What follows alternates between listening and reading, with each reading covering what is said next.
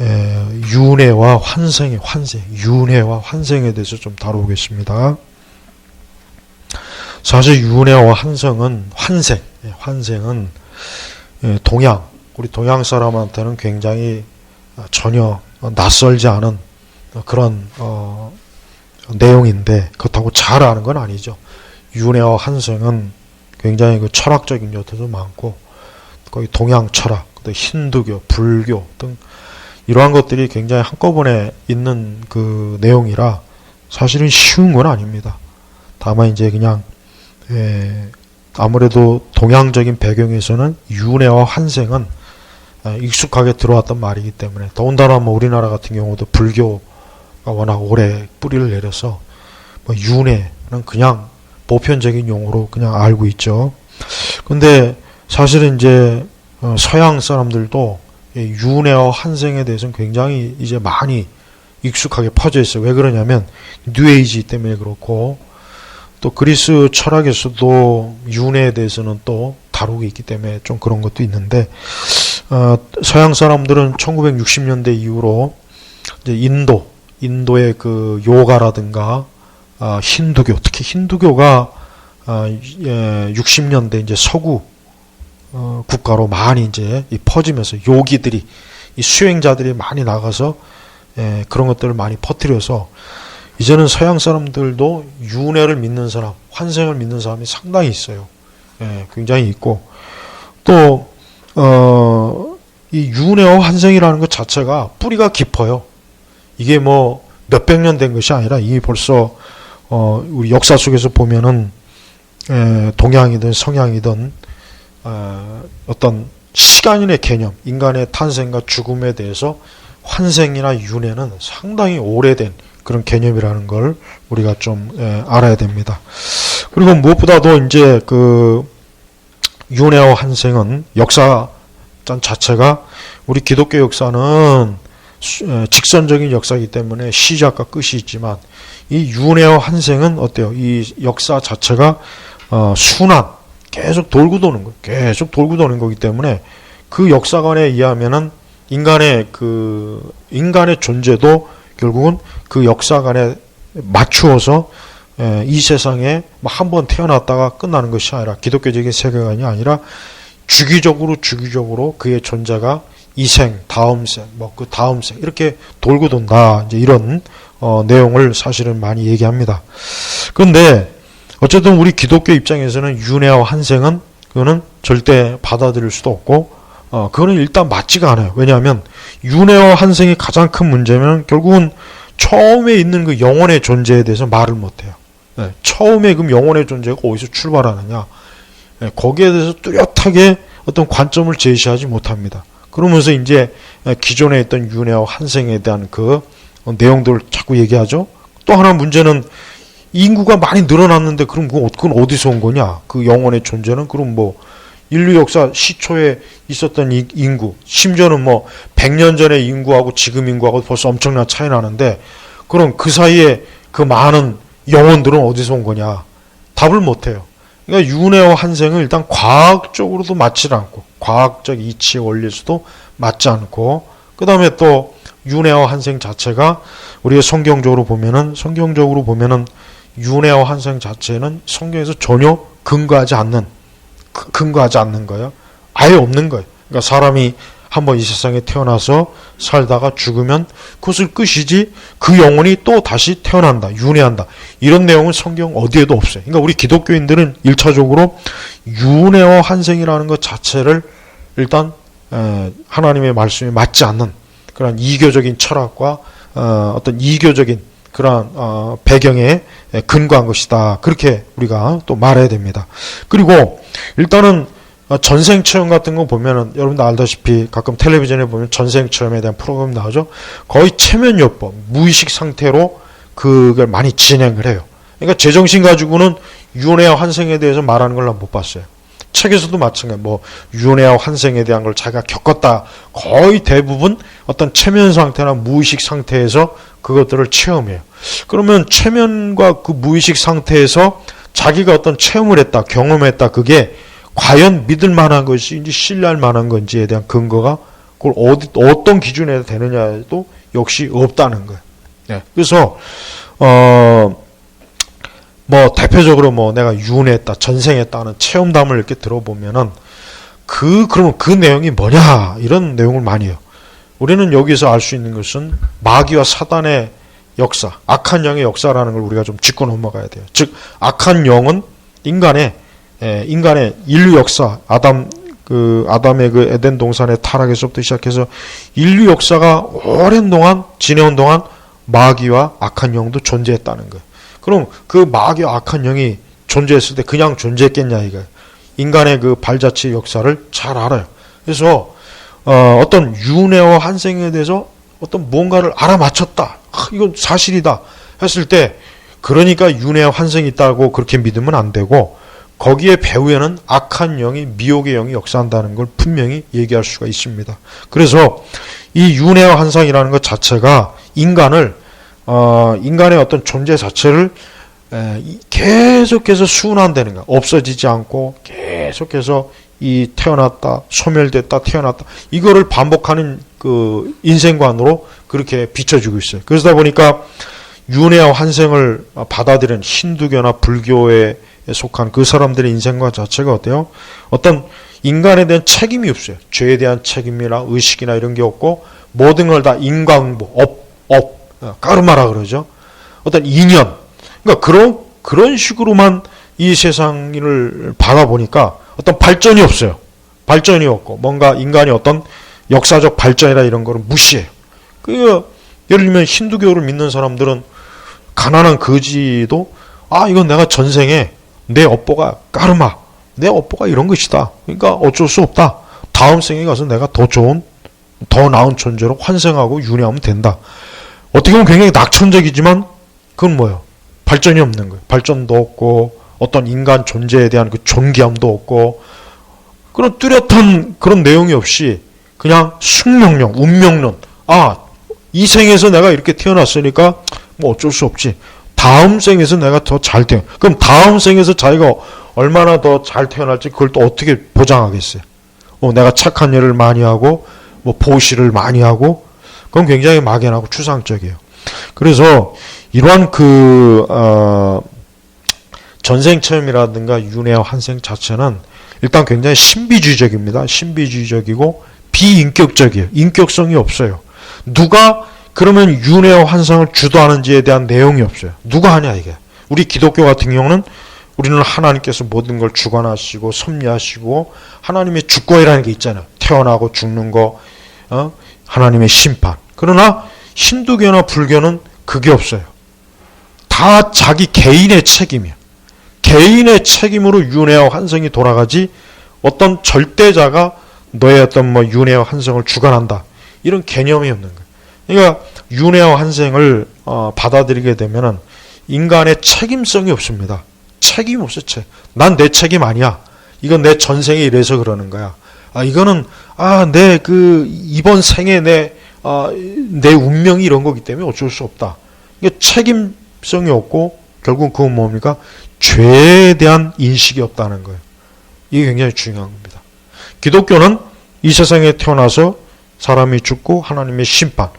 결국 인간에게 어떤 책임을 부여하고 인간이 결국은 시작과 끝이기 때문에 그는 반드시 자기 삶에 대한 어떤 개인의 어떤 그런 어떤 본인이 반드시 책임져야 될 뭔가가 있다라고 그렇게 얘기하지만 그러나 윤회와 환생을 믿기 시작하는 그런 상황에서는 그걸 일체 부정해버려요.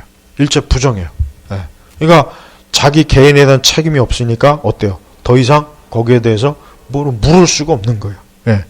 그래서 윤회와 환상이라는 어떤 환생이라는 것은 우리가 지리적으로 보면은 인도, 그다음에 주로 인도가 가장 대표적이고, 그다음에 이제 거기에서 이제 힌두교, 불교의 영향을 받은 중국이라든가 동남아시아라든가 우리나라 이 지역들이 주로 이제 많이 그걸 받아들이고, 아까 얘기했지만은 1960년대 이후로 서구 국가가 이 동양에 대한, 특히 인도, 힌두교에 대한 굉장히 뭔가 이 동경, 뭔가 신비주의적인 것에 빠지다 보니까 서양 사람들도 이제는 굉장히 윤회를 믿는 사람이 많고 환생을 믿는 사람이 많아요. 그게 이제 뉴에이지하고 이제 맞물리다 보면은 더 심각하고, 거기다 이제 명상을 통해서 내 전생을 내가 누구였다, 내 전생 프로그램도 이렇게 전문적으로 하는 그런 것도 많이 있어요. 그래서 윤회 사상이라는 것은 이렇게 기독교적인 관점으로 비판한다면 인간의 사후에 대한 명확한 개념이 있다는 거, 요게 첫 번째고, 그 다음에 인간이 이 세상에 살고 나서 그의 인생에 대한 책임, 결과론, 여기에 대한 것도 전혀 없어요. 그리고 윤회 사상은, 윤회라고 하는 것은 서구에서 60년대에 이러한 것들을 체험하기 위해서 뭘 많이 했느냐, 젊은 애들이 마약을 많이 했습니다. 그러니까 마약을 통해서 어떤 내 전생 체험, 환생 이런 것들을 굉장히 얘기를 많이 했어요. 그러니까 마약이라는 것 자체가 하나의 환각이고, 우리의 신경계통에 어떤 마약이나 이런 물질이 침투해서 우리의 신경과 뇌 이런 것들을 조장하는 거 아니야. 그럼 거기에서 그게 과연 순수하게 어떤 우리의 의학적인 내용만 있겠냐, 이거. 마귀가 역사한다, 이거예요. 그래서 윤회와 환생을 받아들이는 사람은 기독교를 절대 안 받아들입니다. 부활이니 심판이니 하나님의 창조니 또 이 세상 자체가 하나님이 존재하시, 그런 걸 절대 그들은 안 받아들입니다. 그런 존재가 없다, 그런 존재를 아예 무시합니다. 그러니까 기독교와 이 힌두교나 불교는 정말 철저하게 대립을 해요. 모든 면에서 철저하게 대립하는데, 이 윤회라든가 환생의 부분이 가장 결정적이에요. 우리는 부활이 있잖아요. 우리는 부활이 있어서 이 다음에 하나님께서 우리에게 주신 새 생명의 부활을 가지고 우리는 영원한 소망, 천국에서 영생하지만, 이 윤회나 환생에서는 부활이라는 게 없어요. 부활이 없고 그냥 내가 현세에서 뿌려놓은 씨를 가지고 내가 다음 생에서 어떻게 환생하느냐, 더 나은, 심지어는 불교에서 말하는 것처럼 하다못해 미물, 동물로 환생한다, 뱀으로 환생한다, 뭐한다, 별 얘기가 다 있죠. 근데 그거를 진지하게 다 믿는 게, 난 그게 참, 이게 인간이 어리석음이라고 생각해. 어떻게 사람이란 존재가 다음 생에서 뱀으로 태어나고 쥐새끼로 태어나고 개나 고양이나 말이나 그런 생축으로 가장 나쁜 거, 그 다음에 조금 더 나오면 이제 사람으로 태어나는 거. 자, 이게 과연 정확하게 어떤 근거에, 어떤 원리에 의해서 그런 윤회와 환생이 이루어졌냐에 대해서는 말이 없어요. 다만 거기에 대한 온갖 종교적 철학적인 내용은 잔뜩 갖다 붙이기 때문에 일반 사람들은 이해하지도 못하고, 내가 볼 때는 그걸 가르치는 사람도 이해하지 못하고 가르친다고 저는 생각해요. 자, 우리 기독교는 예수 그리스도의 대속을 통해서 인간이 결국은 생사, 운명이 결정된다고 가르쳐요. 그게 우리 기독교의 핵심이에요. 그러나 힌두교나 불교는 전혀 그게 없습니다. 전혀 그게 없고, 힌두교는 다신론이고 불교는 무신론이에요. 근데 이상하게 둘 다 똑같이 윤회와 환생을 가르친다는 거 참 묘하죠. 그건 뭔가? 그건 둘 사이에 서로 어때요?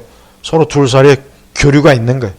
같은 인도에서 발생했기 때문에 둘 사이에 어떤 종교적, 철학적, 그게 교류가 되다 보니까 공통점이 있는 건데, 그러나 보다 더 직접적인 힌두교가 먼저입니다. 힌두교가 먼저 윤회와 환생을 얘기했고, 그거를 불교가 나중에 받아들인 게 틀림없어요. 그래서 원래 불교는 분명히 윤회라는 것 자체도 내가 볼 때는 없었을 것 같아. 틀림없이 없었을 것 같아. 근데 원시 불교에서도 윤회와 환생이라는 걸 얘기하지만, 그러나 지금과 같이 이렇게 심하지는 않고, 후대 좀 더 불교가 더 대중화되고 더 확산이 될 때 윤회와 환생은 더 많이 가르쳐졌다고 보면 되는 것입니다. 결국 윤회와 환생을 받아들이는 사람들이 추구하는 게 몇 가지가 있어요. 뭐냐면, 우선 자아를 실현하는 거예요. 나라는 존재를 더 나은 존재, 그 다음에 깨달음, 그 다음에 어떤 조명, 그 다음에 내 자신이 결국 궁극적으로 그 윤회와 환생의 고리를 깨트려가지고 깨져서 결국 내가 어때요? 신이 되는, 열반, 신이 된다기보단 더 이상 변하지 않는 어떤 초월적인 존재가 되는 거. 이게 윤회와 환생의 가장 최후의 궁극적인 목적이에요. 그래서 불교에서 말하는 열반이라는 것도 결국은 뭐예요? 더 이상 윤회라고 하는 고리에서 매이지 않고 이제는 거기서 탈피해서 내 자신이 완전한 완전한 어떤 상태에 내가 존재로 처해지는 것. 이게 열반입니다. 그래서 윤회와 환생은 내용적으로는 재미있고 또 윤회와 환생에 대한 체험기도 많이 있고 그런 내용을 말하는 사람들이 점점 많이 있지만 나는 이것이 왜 그러느냐, 왜 이와 같은 것들이 사람들한테 점점 받아들이느냐, 다른 것보다 결국 오늘날 우리 사회가 점점 어때요? 점점 물질주의, 그 다음에 신비주의가 사라지고 물질주의, 그리고 사람들이 좀 더 자신의 자아나 자신의 그 존재가 뭔가 의지할 만한 대상이 없으니까 그런 윤회와 환생을 통해서 자신의 삶을 그쪽으로 계속해서 뭔가 안식처를 구한다고 저는 생각이 돼요. 그래서 윤회와 환생을 믿는 사람들에게는 그들에게 말해주고 싶은 건 그거예요. 윤회와 환생이 인간의 근본적인 고통을 해결해 주지 못해요. 여기서 이제 아까 뭐 끝으로 지적하고 싶은 것은 윤회와 환생은 대다수의 많은 현대인들이 도피처예요. 도피처. 내가 현실을 살면서 고통스러운 거, 괴로운 거, 힘든 거, 슬픈 거 이걸 도피처로 만들려다 보니까 어떤 물질은 안 되고 그렇다고 해서 어떤 이 세상의 어떤 이 지금 현 세상에서도 해결이 안 되고 그러니까 결국은 뭐냐? 도피처가 뭐야? 다음 생에서 흔히 청년들이 하는 말로 이번 생은 망했으니까 다음 생. 그게 굉장히 웃기는 말이지만 나는 그 말 자체가 그만큼 사람들이 왜 윤회와 환생에 대해서 그렇게 애착을 가질까? 그것은 옛날 고대나 지금이나 인간이 궁극적인 어떤 해방감을 느끼기 위해서 뭔가를 붙잡고 싶은데 그 붙잡고 싶은 게 뭐겠어요? 윤회와 환생이에요. 그겁니다. 다 그겁니다. 다 그겁니다. 그러나 나는 그런데 소망을 둔 사람들에게 얘기해 싶은 게 뭐냐면 그런 헛된 개념에 빠지지 말고 부활의 개념. 예수 그리스도를 통한 부활로 소망을 삼을 때 그 부활이 영원한 소망이에요. 썩지 않을 소망이잖아요. 안타깝지만 옛날에는 젊은 사람들이 윤회나 환생을 믿으면 굉장히 웃음거리가 됐는데 지금은 아니에요. 지금은 의외로 이 대중문화 있죠? 대중문화. 윤회와 환생이란 대중문화를 받아들이는 사람이 많다 보니까 거기에 빠져있는 사람이 많아요. 철학이나 예술가들도 많고 그래서 이게 쉽게 없어질 현상이 아니라 이것은 고대부터 있었던 일이기 때문에 이 윤회와 환상은 절대 사라지지 않습니다. 우리는 그런 사람들에게 부활의 소망을 계속 그들에게 설파하고 선포하고 그 헛된 윤회 환생이라는 망상에 사로잡히지 말고 마귀의 그 미혹에 사로잡히지 말고 진짜 확실한 예수 그리스도의 부활을 구원 거기에 소망을 두고 인생을 살아갈 때 그 인생이 복된 인생이다. 이렇게 얘기해 주고 싶어요. 자, 우리 동양적인 이 사고방식이 동양뿐만 아니라 서양에도 많이 퍼져 있습니다. 그 중에 대표적인 게 윤회와 환생입니다. 그래서 오늘 이 주제를 말한 건데, 자, 우리는 이러한 윤회와 환생이라고 하는 것은 전혀 근거 없는 헛된 환상이요, 망상이요, 그 마귀의 미혹이요, 사단의 미혹이라는 걸 알고 성경을 통해서 하나님의 아들 예수 그리스도를 통해 주신 부활의 소망을 갖고 인생을 살아가시기를 저는 권합니다. 자, 기도하겠습니다. 하나님 감사합니다. 얼마나 많은 헛된 종교적인 망상이 사람들을 속이고 평생에 헛된 노예가 돼서 살아가니까 그러한 이들이 예수님을 통한 부활의 소망을 갖고 살 수 있도록 도우시고 거짓되고 미혹된 이 귀신의 가르침에 속지 않도록 이끌어 주옵소서. 감사하며 예수님의 이름으로 기도 올렸습니다. 아멘.